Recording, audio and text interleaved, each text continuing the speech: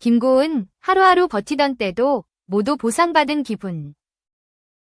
일간 스포츠 독자 여러분, 2025년에도 항상 건강하시고 행복하시길 바랍니다. 모두 새해 복 많이 받으세요. 배우 김고은이 일간 스포츠 독자들에게 새해 인사를 전했다.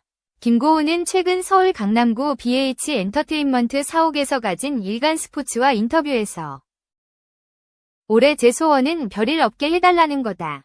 그게 얼마나 소중한지 누구보다 잘 안다.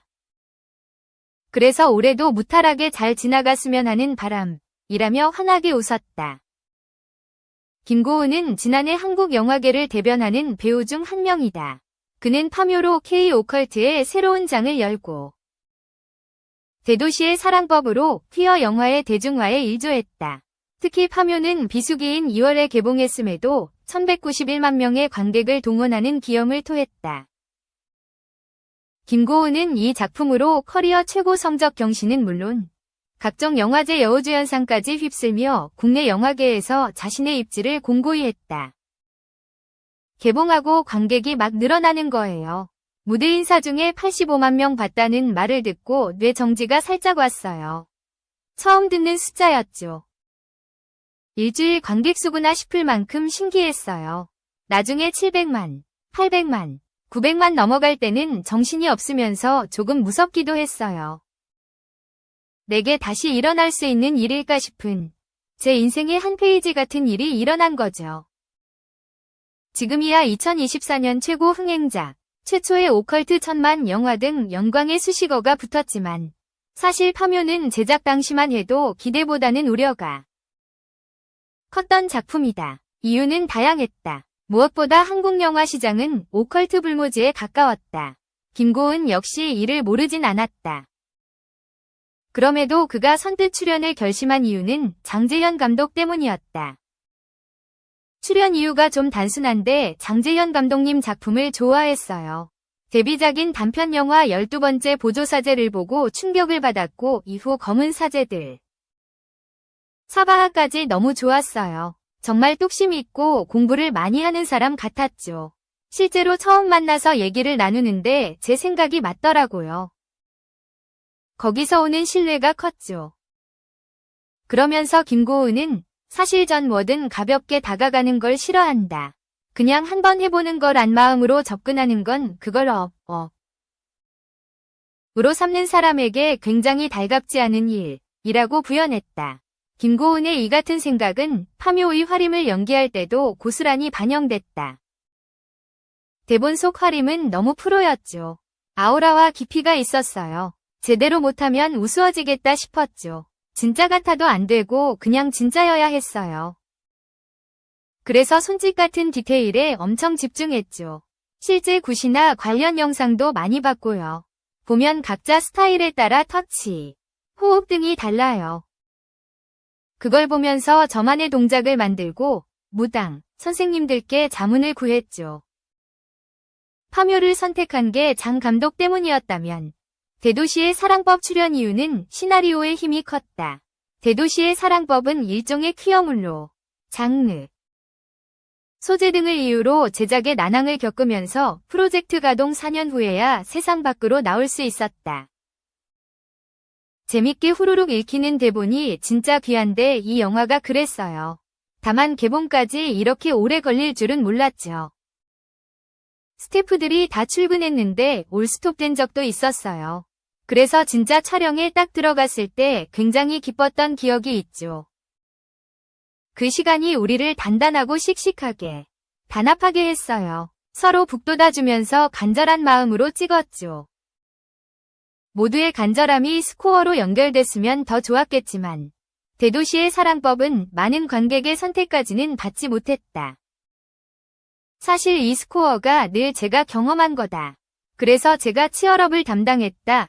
고 너스레를 떤 김고은은 이내 작품 자체는 굉장히 좋은 평가를 받았다. 또 여러 영화제에서 감독상, 신인나무상, 음악상도 수상했다. 제겐 의미가 큰 영화라며 만족감을 드러냈다. 농담처럼 말했지만 사실 김고은에게 흥행은 숙제이자 갈증 같은 것이었다. 배우로서 얻은 성취와 달리 그의 출연작은 대체로 아쉬운 성적을 냈다. 마냥 버짓이 크거나 상업성을 보장하는 작품만 좋으면 흥행 타율은 높아질 수 있었지만 그는 그러지 않았다. 김고은은 예전에는 작품 선택 기준이 무조건 선배였다. 그게 가장 중요했다.고 말했다.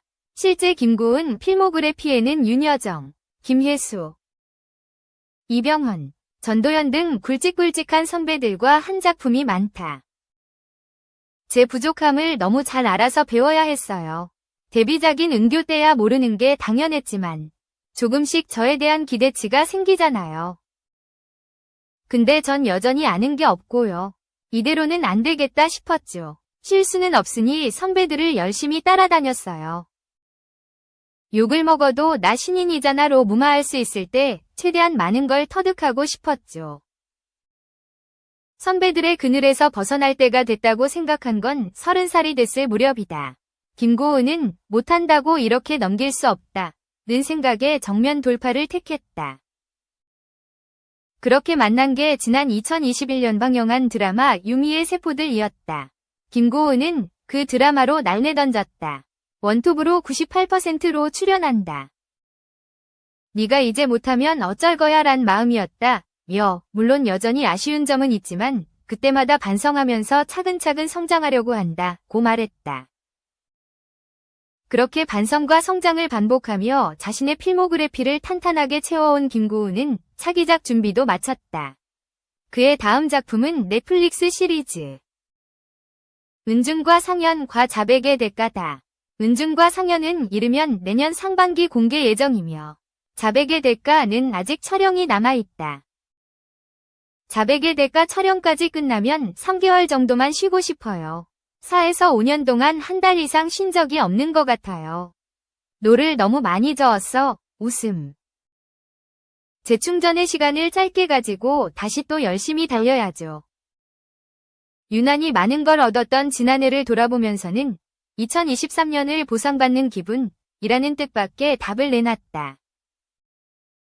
재작년 개인사로 유난히 힘든 시간을 보냈다는 김고은은 매일이 이렇게 힘들 수 있나 싶었다.